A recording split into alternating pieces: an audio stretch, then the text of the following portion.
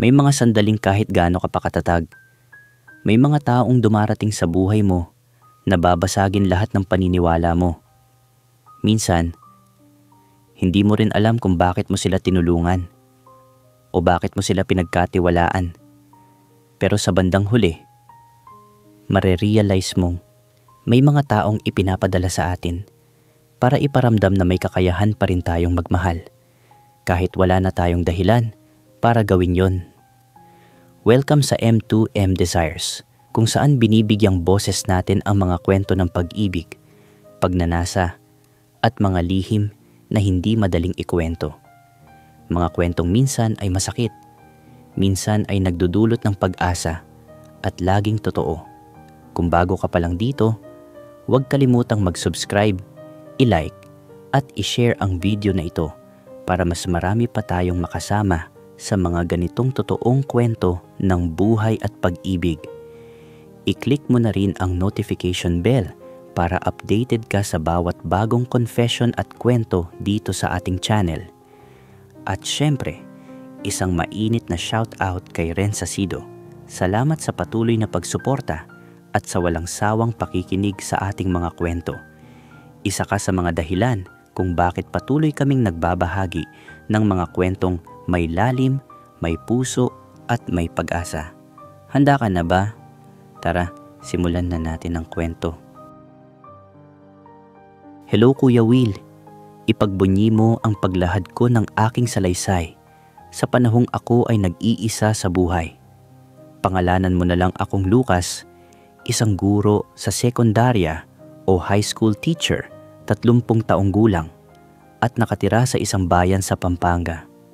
Sabi nila, hawig ko raw si Gardo Versosa. May tangkad akong 5 talampakan at 8 pulgada, marunong manamit, at sabi ng iba, may karisma daw ako. Pero sa totoo lang, hindi ko naman talaga ramdam yun. Baka nagkataon lang siguro. Isasalaysay ko ngayon Kuya Will, ang isang bahagi ng aking nakaraan. Pinilit din ako ng mga kaibigan kong magkwento dahil sabi nila, kakaiba raw ang naging takbo ng buhay pag-ibig ko. Isang kwentong kung ituring ng iba ay parang basura, ngunit sa huli ay natutunan kong ang buhay ay parang tubig, umaagos kung saan ito dapat dalhin. Noong panahon ng COVID, halos malipol ang buong pamilya ko. Ako na lang ang natira sa aming lahat. Isang mag-asawa ang kumupkop sa akin at itinuring akong sariling anak. Sila ay mga saksi ni Jehovah. Nang payagan na ulit ang pagbiyahe, iniwan nila ang kanilang bayan sa Quezon at umuwi sa Pampanga. Isinama nila ako pinag-aral at doon ko kinuha ang kursong education. Nang makapagtapos ako at makapasa sa board exam, doon naman sila pumanaw. Ang mag-asawang naging daan ng pag-asa ko. Pagkatapos noon, mag-isa na lang akong nanatili sa bahay nila. Ngunit kalaunan ay pinaalis din ako ng kanilang mga anak. Mula noon, namuhay na akong mag-isa. Nang makapag-apply ako bilang guro, ang una kong ginawa ay mag-master's degree. Sinamantala ko ang pagkakataon hanggang sa umabot ako sa mataas na antas bilang isang master teacher. Panata ko sa buhay ang respeto at kilala ako bilang isang strikto sa disiplina. Higit pa roon, matibay ang aking paninindigan sa pananampalatayang aking kinabibilangan. Sa aming sekta, ang paniniwala ay simple pero mahigpit. Ang lalaki ay para sa babae lamang. Marami kaming paniniwalang taliwas sa nakasanayan ng lipunan. Hindi kami bumuboto tuwing halalan. At may mga asal ng tao na itinuturing naming hindi naaayon sa turo ng aming pananampalataya. Kung iisipin mo, parang weird talaga sa iba ang mga paniniwala namin. Pero iyon ang aming pinaninindigan. Kuya Will, sa pag-usbong ko sa antas ng pagtuturo, napansin kong tila masyadong mataas ang tingin sa akin ng mga tao sa paligid, lalo na ng mga estudyante. May mga binabae na kinikilig kapag dumaraan ako, at maging ilang babaeng guro ay lantaran ang paghanga dahil daw sa tindig ko at pagiging barako. Ang tinitirhan kong inuupahang bahay ay medyo malayo sa paaralan. At kung tutuusin, ang masasabi ko lang na asawa ko noon ay ang motor kong NMAX na hinuhulugan dahil siya lang ang lagi kong kasama sa araw-araw. Napagtanto ko rin, Kuya Will, na kapag ang tao ay kulang sa pakikisama at kulang sa malasakit sa kapwa, hanggang doon na lang talaga siya. Noong una, akala ko sapat na ang magturo lang. Pero kalaunan, na-realize kong hindi pala. Hinangad ko rin ang matutong makihalubilo, makisama, at makipagkapwa hanggang sa unti-unti kong natutunang buksan ang sarili sa mundo sa labas ng trabaho. Marami sa mga guro namin ay mga bading at mayroon ding mga bisexual na lihim lang ang pagkatao. Simula nang nakasalamuha ko sila, lalo akong lumawak ang pangunawa at karunungan sa iba't ibang klase ng tao at personalidad. Buwan noon ng bakasyon at panahon na ng enrollment. Lahat kami ay abala sa kani-kaniyang gawain bawat araw. Tuwing break time, sabay-sabay kaming kumakain sa iisang mesa. May biruan, kwentuhan, at tawanan. Sabi ng isa kong co-teacher na babae, "Oy, napapansin nyo ba? Parang dumadami ang mga palaboy dito sa harap ng school natin." Sumagot naman ang isa naming co-teacher na bading, "Sus, mas marami sa bayan, lalo na sa harap ng simbahan." Tahimik lang akong nakikinig. Hindi ako interesado sa ganung usapan. Sanay na kasi ako sa mga ganung eksena. Halos araw-araw, may mga ganung tao akong nadadaanan. Kuya Will, araw-araw akong nagmomotor papasok at pauwi ng school at palagi kong napapansin ng isang payat medyo matangkad na lalaking palaboy.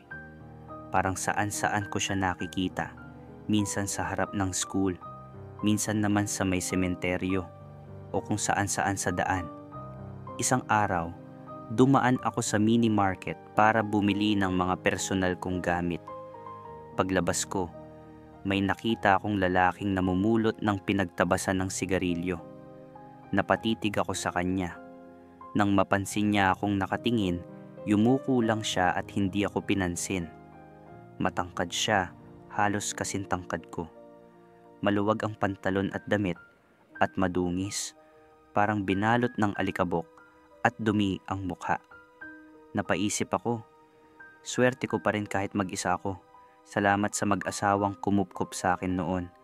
Lumipas ang mga linggo at buwan, lagi ko pa rin siyang nakikita sa iba't ibang lugar. Hanggang sa isang araw, nagkataon na lumapit siya sa akin. Sabi niya, mahinahon ang boses, may bahagyang ngiti. "Dito pala nakatira si Gardo, yung artista. Sir, baka po pwedeng humingi ng barya o pagkain." Ngumiti ako ng bahagya at sagot ko, "Pasensya na, wala akong barya ngayon. Pero bukas, pag nadaanan kita, bibigyan kita ng pagkain." Ngunit muli siyang nagsalita, "Sir, sige na po, kahit pambili lang ng tinapay." Kinuha ko ang wallet ko at binigyan ko siya ng 50 piso. Sabi ko, "Oh, sayo na to. Pambili mo ng pagkain mo." Ngumiti siya at sabi, "Salamat po sir, sana bukas makita kita ulit dito." Ngumiti lang ako pero hindi na ako umimik. Kinabukasan, nang makita niya ulit ako, agad niyang sinabi, "Sir, yung pagkain, asan na?" Hindi ako agad nakasagot sa estilo ng pananalita niya kasi nga napangakuan ko siya na dadalhan ko ng pagkain. Kaya ipinarada ko ang motor sa gilid at dumiretso sa karinderya para bumili ng kung anong meron doon. Habang bumibili ako, nakaupo lang siya sa tabi, tahimik at tila nag-aabang. Pagbalik ko, iniabot ko sa kanya ang pagkain, saka ko agad sumakay sa motor. Bigla siyang nagsalita, medyo malakas ang boses, "Sir, sir, salamat po." Ngumiti ako at sinagot siya, "Oh, sa susunod bibigyan kita ulit ng pagkain, basta maligo ka muna ha." Pagkasabi ko noon, umalis na ako agad. Nang magsimula na ulit ang klase, bumalik sa normal ang takbo ng araw ko. Bihira ko nang makita ang lalaking grasa. Lumipas ang mga buwan, isang araw, pagpasok ko sa school, nadaanan ko siya sa may gilid ng covered court, nakaupo lang at nakamasid. Huminto ako hindi kalayuan sa kanya at nang mapansin niya ako, kumaway siya. Kumaway din ako bilang senyas na lumapit siya sa akin. Paglapit niya, iniabot ko ang baon kong merienda na para sana sa akin. Ang saya at pasasalamat sa mukha niya, sapat na para mapasaya ako. Mula sa isang simpleng tulong at maliit na halaga, natutunan kong ang kabutihan ay hindi kailangang maging enggrande. Minsan, isang ngiti lang ang kapalit, at sa ngiting iyon, may buhay kang natuturuan ng pag-asa. Buwan noon ng tag-ulan. Minsan, nakita ko siya sa di kalayuan sa plaza, nakabalot lang ng plastik na mamalimos. Biglang may dumaan na nakamotor sa tabi niya, sabay pinalo siya sa ulo gamit ang kahoy. Natumba siya agad. May mga taong nagsilapitan at tumawag ng tanod, pero wala ni isa ang tumulong sa kanya. Lumapit ako at nakita kong may umaagos na dugo sa ulo niya. Walang nagkusa, kaya naglakas loob akong tumawag ng jeep para isakay siya papunta sa pinakamalapit na pagamutan. Sabi ng driver, "Sir, sino po magbabayad sa akin?" Sagot ko, "Susunod ako sa likod mo. Ako na ang bahala." Pagdating namin sa maliit na ospital, ayaw siyang tanggapin. Kaya agad akong nagsalita, "Ako po ang bahala magbayad. Heto po ang ID ko." Nang makita nila ang ID ko bilang isang guro sa paaralan, sa kanila ako kinausap, "Sir, bago po namin gamutin to, kailangan yung iwan ang PRC ID ninyo bilang katunayan para kung sakaling hanapin namin kayo, alam namin kung saan kayo makikita." Sabi ng nurse. Pumayag ako, Kuya Will. Pagkatapos ng pirmahan at nang payagan na siyang gamutin, nakiusap ako. Pakilinisan na rin po siya at kung maaari, kalbuhin. Habang nililinis nila siya, pinapanood ko lang.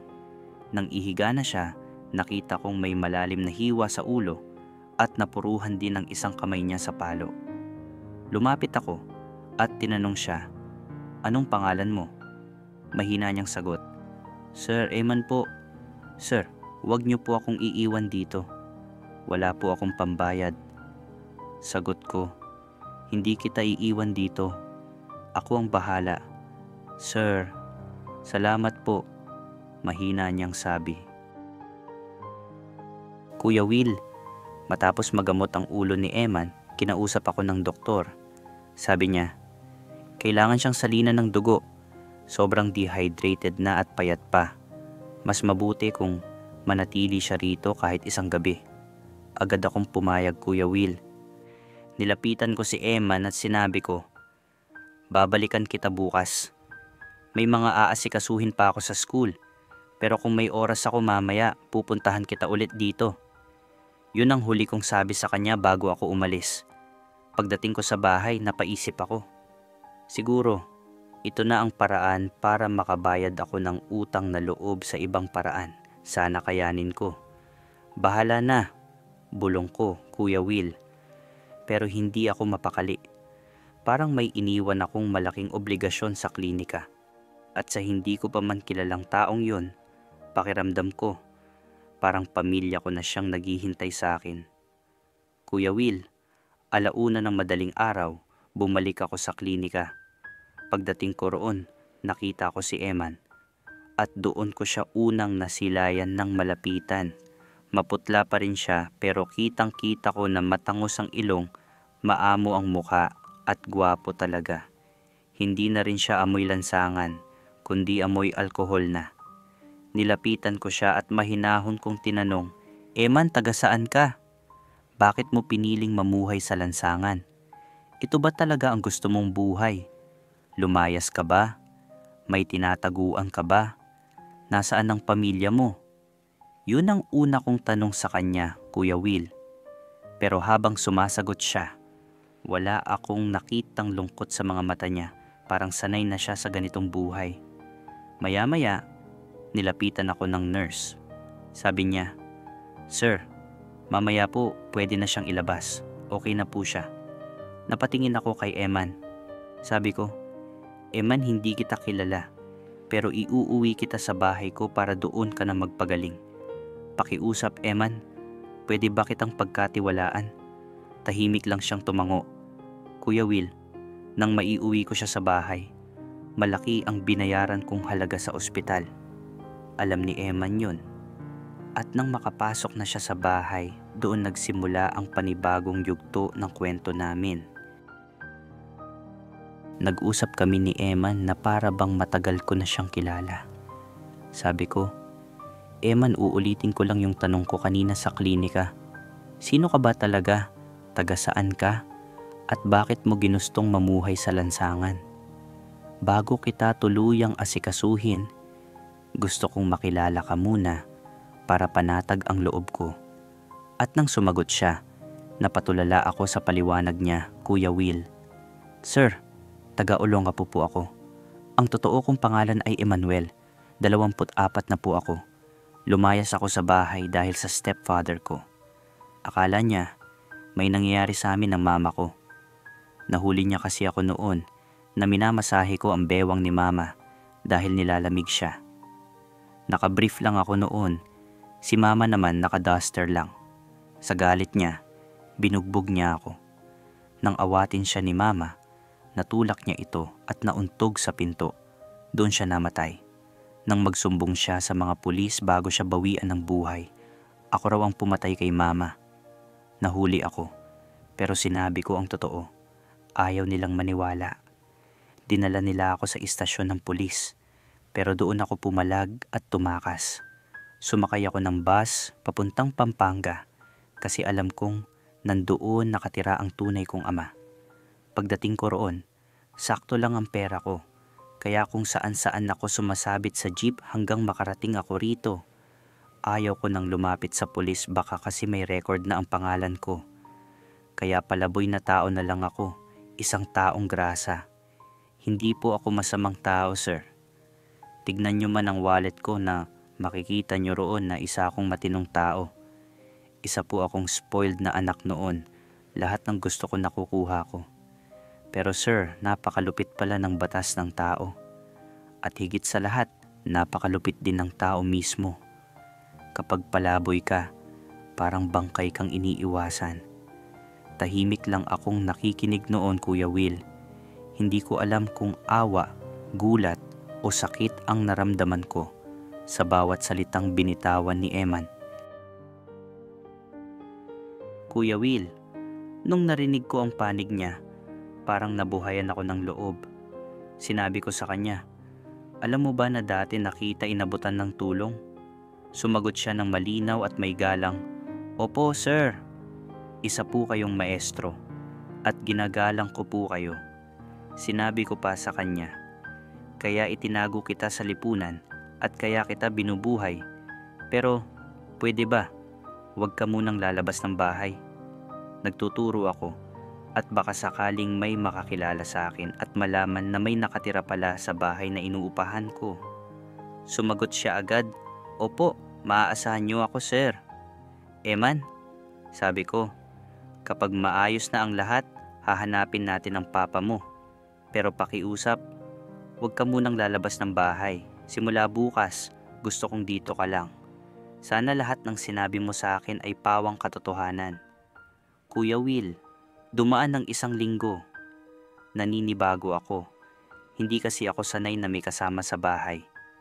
Pero nung binilhan ko siya ng mga gamit at lahat ng kakailanganin, unti-unti ko siyang nakilala. Yung dati na taong grasa, mabait pala, magalang, at marunong makisama. Marunong din siyang maglinis ng bahay. Minsan, Kuya Will, pag uwi ko ng late at may dala akong pasalubong, hindi maiwasan na may mga nagtatanong sa mga co-teacher ko. Minsan nga, gusto na nilang magtanong patungkol sa akin. Pero nauunahan sila ng hiya dahil alam nilang medyo istrikto ako. Alam ko naman yon. Isang araw, sinabi ko kay Eman na lalabas kami para ipalinis ang ngipin niya.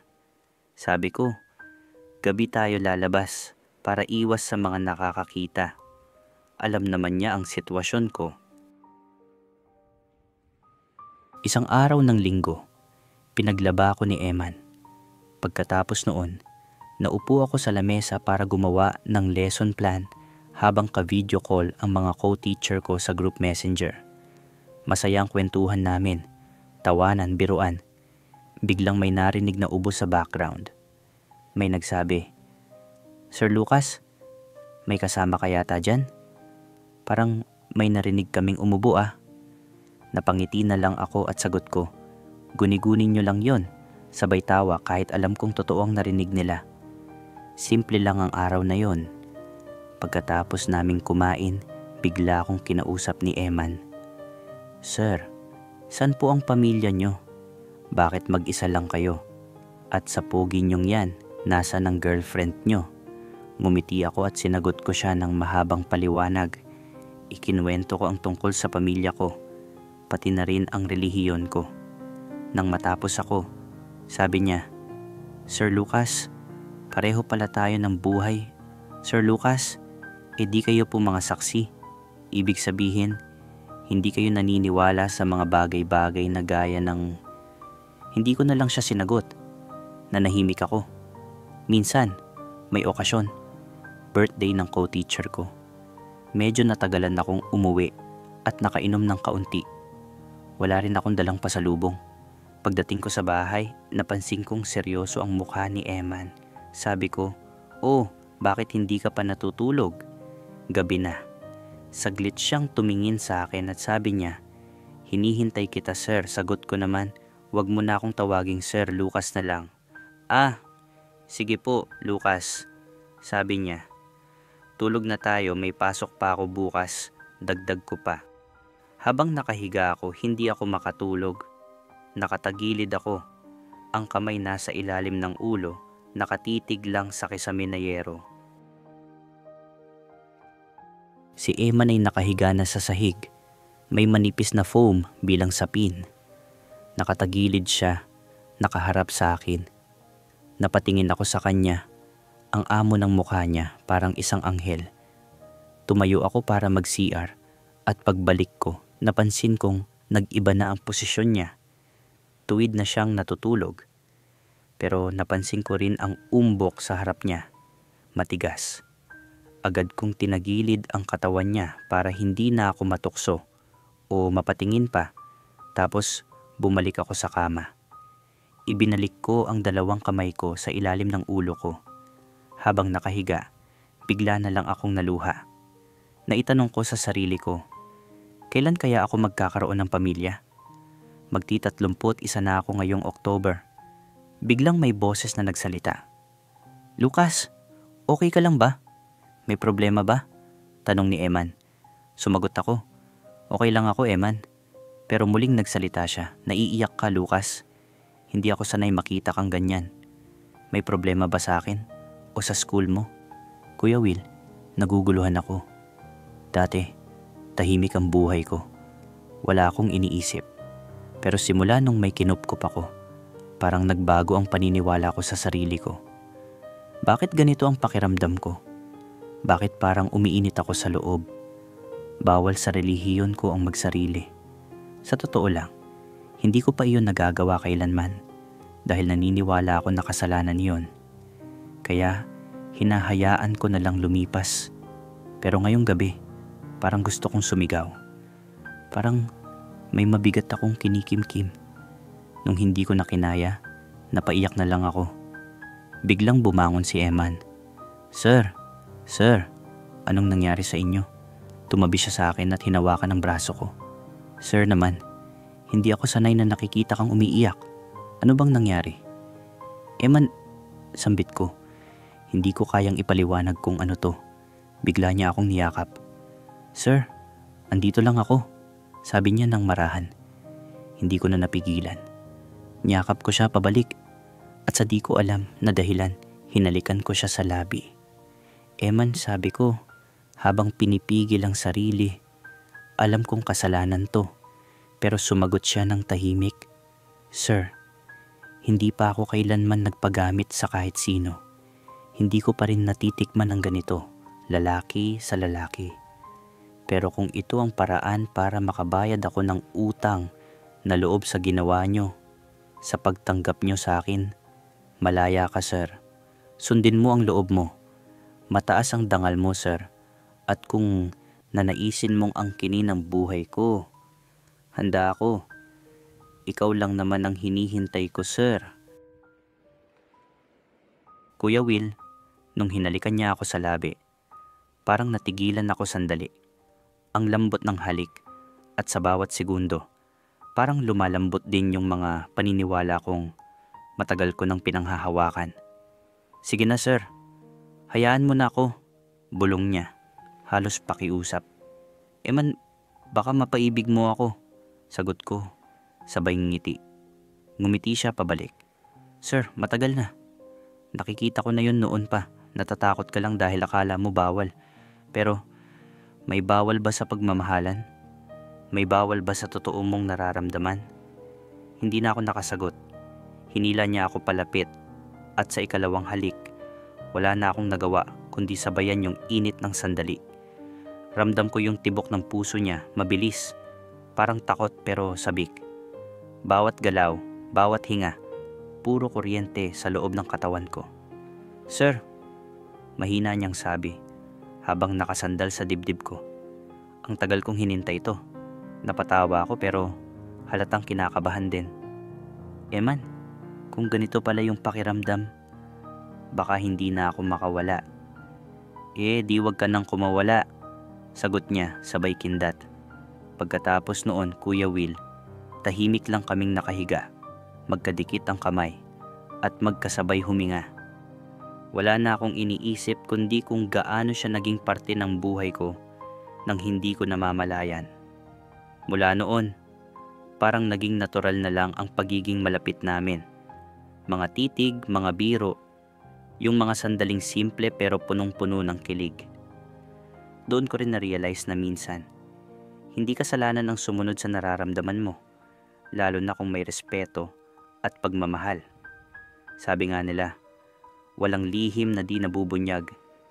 Kaya abangan mo Kuya Will, sa susunod kung paano namin hinarap ang lahat, kung paano ko nakilala ang pamilya niya, at kung paano nagbago ang takbo ng buhay ko. At kayo, mga ka-desires, gusto nyo bang marinig ang part 2 ng kwentong ito? Kung oo, comment down below kung gusto nyong ituloy natin ang kwento. Lucas, salamat sa pagbabahagi ng iyong kwento. Alam mo, habang binabasa ko ang iyong salaysay, marami akong naisip. Una, ang tapang mo na tanggapin si Eman sa gitna ng takot mo, ng paniniwala mo, at ng pamumuhay mong maayos at organisado. Pangalawa, ang pag-ibig na hindi mo inaasahan, na dumating sa anyo ng taong inakala mong tutulong ka lang, pero sa huli, siya rin pala ang tutulong sa iyo na maging tao. Hindi madali ang ginawa mo, Lucas. Alam kong may mga tanong ka pa rin sa sarili mo tungkol sa relihiyon, sa lipunan, sa takot na madiskubre. Pero tandaan mo, ang tunay na kabutihan ay hindi sumusunod sa takdang kasanayan. Ang tunay na pag-ibig ay dumarating kahit saan, kahit kailan, kahit sino pa. Huwag mong ipagkait sa sarili mo ang kaligayahan dahil sa takot. Kung totoo ang nararamdaman mo kay Eman, at kung may respeto at pagmamahal kayong dalawa, walang masama ron. Ang mahalaga, tapat ka sa sarili mo. Huwag kang mabuhay sa takot ng opinyon ng iba.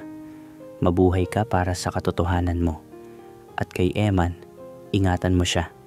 Maraming pagsubok pa kayong haharapin, pero kung tunay ang pinagsamahan ninyo, kakayanin ninyo yan. Mga ka-desires, ang kwentong ito ay nagtuturo sa atin na ang pag-ibig ay walang itinatakdang anyo. Minsan, dumarating ito sa mga taong hindi natin inaasahan, sa mga pagkakataong hindi natin pinaplano. Magtiwala sa proseso ng buhay. Minsan, ang mga taong ating tinutulungan ay sila ring magtuturo sa atin kung paano magmahal ng totoo. At sa huli, walang kasalanan sa pag-ibig. Ang kasalanan ay ang magpanggap na masaya ka kahit umiiyak ka sa loob.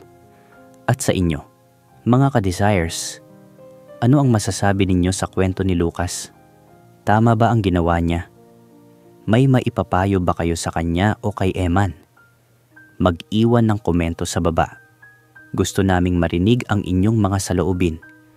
At kung ngayon mo lang napakinggan ang kwentong ito, huwag kalimutang mag-subscribe, mag-like at mag-share para sa mas maraming mga kwentong totoo, tapat at puno ng aral. I-click ang notification bell para updated ka sa bawat bagong confession dito sa M2M Desires. Hanggang sa muli, ako si Kuya Will. Mag-ingat, magmahal at maging totoo.